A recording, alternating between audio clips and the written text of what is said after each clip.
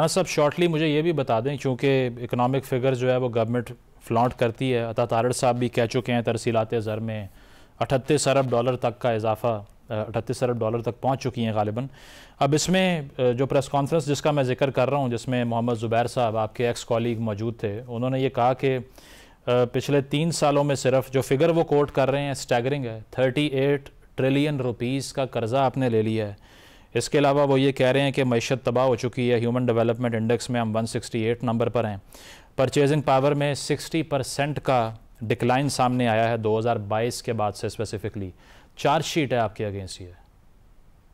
चलें अब इसका एक एक करके मैं जवाब दे देता हूँ। देखें, जो डेट टू जीडीपी होती है या कर्जे होते हैं वो हमेशा एज अ परसेंटेज देखे जाते हैं, और हमने वो गालबन 2-2.5 साल पहले पीटीआई के दौर में 84 पे थे और अब वो 67% जो है वो डेट टू जीडीपी आ चुकी है। इसके साथ में एक और फिगर आपको दे देता हूँ कि हमने कोई डॉलर टर्म्स में एक्सटर्नल हमारा जो डेट है उसमें कोई डॉलर टर्म्स में नेट इजाफा नहीं हुआ।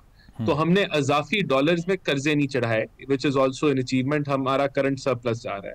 जो आपने जो ह्यूमन इंडेक्स की बात की, वहां मैं एडमिट करूंगा कि पाकिस्तान में डेफिनेटली गुर्बत में इजाफा हुआ है, और उसकी बुनियादी वजह जो टेक्निकल वजह है हमें समझनी होगी कि ये मुल्क की आबादी 2-2.5% से ग्रो होती है, और जब तक हम 5, 6, 7, 8% की ग्रोथ के और तसलसल के साथ ग्रोथ नहीं करते, इस मुल्क में आपकी परचेजिंग पावर भी नहीं बढ़ेगी। राना साहब, इसके अलावा जो ताजर दो स्कीम थी, इसको कोई मैस नजिंग में आपने कन्वर्ट कर दिया है, तो वो उस पॉलिसी का वैसे क्या बना, अगर उस पर क्लैरिफिकेशन मांगनी हो तो?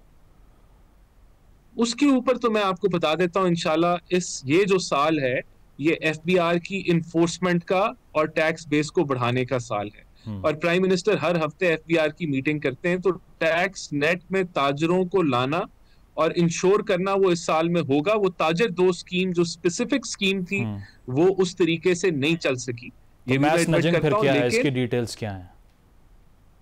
देखिए, ये तो overall documentation of the economy है जो इस बजट में हम जिस तरफ बढ़ रहे हैं, जो नॉन फाइलर्स हैं उनके लिए जिंदगी यजीरन करना है।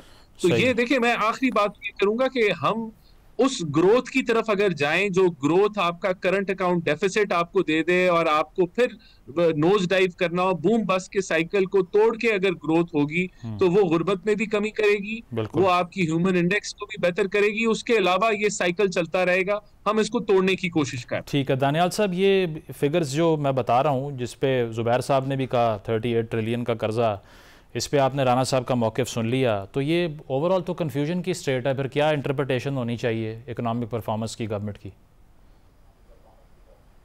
जी, इकोनॉमिक परफॉर्मेंस की इंटरप्रिटेशन ये है कि जितने भी हदफ हुकूमत ने दिए थे वो पूरे नहीं कर सकी। इसके बावजूद कि बार बार इनको IMF ने और मुख्तलिफ तरीक़ों से इनको लेट मिली है। बुनियादी तौर पर 620 अरब रुपए जो इनका हदफ था टैक्स कलेक्शन का, वो कम कर दिया गया, जितना भी इनका खसारा था उस वक्त। उसके बावजूद ये 12.1 ट्रिलियन नहीं पूरा कर सके, 11.7 पे शायद ये आउट हो गए। तो ये एक बहुत इंपॉर्टेंट फिगर है, क्योंकि इसका मतलब ये है कि उस डेफिसिट को फाइनेंस करने के लिए या तो आपने डेवलपमेंट में से पैसे काटने हैं जो मतलब गरीब लोगों को या उन लोगों को जो मुतासरीन है उनके लिए इस्तेमाल होते हैं, या फिर आपने कर्ज लेना है जिसके जरिए से फिर आप प्राइवेट सेक्टर को क्राउड आउट करते हैं और आपकी ग्रोथ नहीं होती, एम्प्लॉयमेंट नहीं होती। तो एक तो मैं समझता हूँ कि ये इनका इस साल भी ये जो 14.1 या 14.2 ट्रिलियन इन्होंने टारगेट रखा है, ये भी मुझे पूरा होता हुआ नजर नहीं आ रहा। दूसरी बात यह है जो मैं समझता हूं सबसे अहम है कि इनकी ग्रोथ ही नहीं हुई। तो ये जो 2.68% बता रहे हैं, दर हकीकत तमाम इंडिपेंडेंट इकोनॉमिस्ट ने इसके खिलाफ बात की है। यहां तक कि फाइनेंस मिनिस्टर साहब ने अपने दफ्तर में पाकिस्तान ब्यूरो ऑफ स्टैटिस्टिक्स को बुला के सरजनिश की कि आप 10 साल पुराने अदादोशुमार हमें क्यों दे रहे हैं, और वहां पर जवाब यह आया कि जी हमें रोका जा रहा है इसलिए हम नहीं दे रहे हैं। तो फिर वो बात सख्त होगी कि जी आप बताएं कौन रोक रहा है, कौन सा मिनिस्टर रोक रहा है आपको। तो जाहिर बात है वो मैरीटाइम अफेयर्स वाला तो नहीं रोक रहा होगा, जो उनका इंचार्ज है प्लानिंग वाला वही रोक रहा होगा।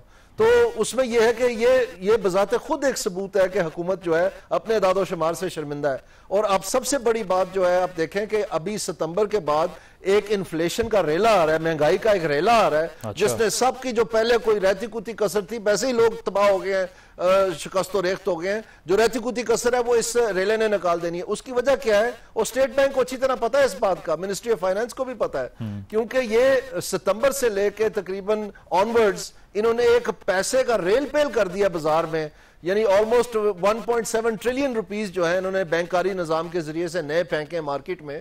और उस नए फेंकने से जब ग्रोथ सिर्फ 2% हुई है, जो सारे अग्री करते हैं तकरीबन यही निकलेगी, ये भी अपने फिगर रिवाइज करेंगे सितंबर में, तो उसमें उसकी वजह से प्राइस राइज होनी है। और वो ये बताते हैं कि जी हमने डिप्टी कमिश्नरों के जरिए, यानी प्राइस राइज ये पीछे से खुद कर रहे हैं स्टेट बैंक के जरिए इंटरेस्ट रेट कम करके, और पकड़ रहे हैं बेचारे गरीब टमाटर और रेडी वाले को कि जनाब ये इन्होंने जो है ना जखीरा अंदोजी या मुनाफाखोरी की है। तो ये मेरे ख्याल में बहुत बड़ी ज्यादती है। एक दूसरी आखिरी बात यह है कि इनके जो अनएम्प्लॉयमेंट के फिगर है वो तो एक नया ही मयार इन्होंने कायम कर दिया इस साल, क्योंकि पहली मर्तबा फाइनेंस सर्वे में अनएम्प्लॉयमेंट का फिगर ही नहीं है सिरे से। आप छोड़ दें कि वो बड़ा है या कम है या क्या है या क्या नहीं है, इन्होंने मिटा ही दिया। और उसकी वजह यह है कि जो सेंसस हुआ है 2023 में इसी हुकूमत के दौरान, उसमें जो अनएम्प्लॉयमेंट है अबव 15 इयर्स जो मयार है इनका पाकिस्तान ब्यूरो ऑफ स्टैटिस्टिक्स का पाकिस्तान का, उसमें 22% से अबव चलेगी अनएम्प्लॉयमेंट, जबकि ये पिछले साल सिर्फ 6% बता रहे थे। सही अब तो ये तो खुला तजाद है, अनएम्प्लॉयमेंट के फिगर्स आप कह रहे हैं, खुद तो छापा भी नहीं, ठीक है, पब्लिसाइज नहीं किया गालिबन। मैं समझता हूं कि वो जो बात कर रहे हैं वो बिल्कुल दुरुस्त है, और मैं तवातर से ये बात पिछले 2 साल से कर रहा हूं कि ये सूरत-ए-हाल बन गया। और एक और मैं आपको बात बता दूं, ये जो बिजली की चोरी है, जो ये अभी बता रहे हैं कि जी हमने बड़ा उस पर काबू डाल लिया, 198 बिलियन का हमने वो खला पूरा कर दिया वगैरह, नेप्रा इनका अपना अदारा तो मान नहीं रहा, उसने साफ ओपन मीटिंग में कह दिया कि हम इन फिगरों को चैलेंज करते हैं। ठीक है दानियल साहब, इस पे यकीनन एक एक्सटेंसिव कन्वर्सेशन की जरूरत है, बिल्कुल पॉइंट आ गया। ठीक है, I have the last minute. Panjota साहब आपकी तरफ आता हूँ, 1 मिनट है मेरे पास। 14 अगस्त के एहतजाज के ऊपर राना सनाउल्लाह साहब ने बड़ा पोलाइटली अब आपसे अपील कर दी है कि कॉल वापस ले लें, यौम आज़ादी के रोज़ ये सब ना करें। अभी ताकत का इस्तेमाल नहीं हो रहा, वो सिर्फ रिक्वेस्ट कर रहे हैं, मान लेंगे आप इसको? देखें, पहले भी ताकत का इस्तेमाल ही हो रहा है मुल्क के अंदर, और जहाँ पुरअमन रैलियाँ निकालना, पाकिस्तान के हक में झंडे लेकर निकलना या साथ पीटीआई का झंडा होना, तो उसमें जुर्म क्या है? पाकिस्तान को आज़ादी 14 अगस्त को मिली, और हकीकी आज़ादी के लिए साथ हमारा झंडा होगा पीटीआई का, तो उसमें कोई जुर्म नहीं है। हम तो ये बात कर रहे हैं कि हम पाकिस्तान की आज़ादी का दिन मनाएंगे, लेकिन ज़रा उठा के बयानात देखिए कि मौलाना फजल रहमान खिताब कर रहे थे, साथ नून लीग के रहनुमा थे और पीपल्स पार्टी के रहनुमा थे, और मौलाना साहब कह रहे थे कि हम इस दफ़ा 14 अगस्त को जश्न आज़ादी नहीं मनाएंगे, जदोजहद आज़ादी मनाएंगे।